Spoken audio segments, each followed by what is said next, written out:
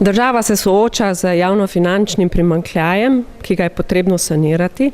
Gospodarska zbornica, gospodarstvo, ukrepe za optimizacijo javne porabe ne samo podpira, ampak tudi terja, ampak k temu dodaja, da ne za vsako ceno. Treba je varčevati na način, da se varčuje tam, kjer gre za nepotrebno porabo, naj pa pri tem najde vzvode, da kljub temu pospeši gospodarsko rast ali jo ohranja tam, kjer je to seveda mogoče.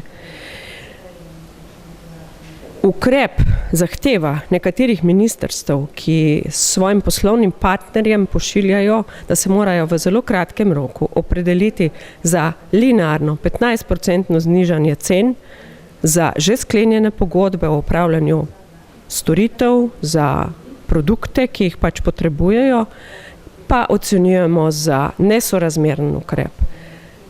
Linearno zniževanje cen na počez, kar tako, ni nujno ukrep, ki meri v pravo smer.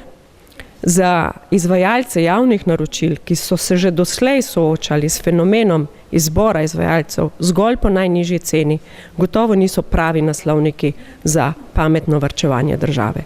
Zato pričakujemo, da bo država uvedla sistemski ukrep varčevanja tam, kjer je to smotrno, kjer je to potrebno, kjer je bilo potrebno že pred časom, ne šele v času krize, da pa najde primeren dialog s tistimi, ki so že doslej konkurirali na pošten in ekonomsko utemeljen način.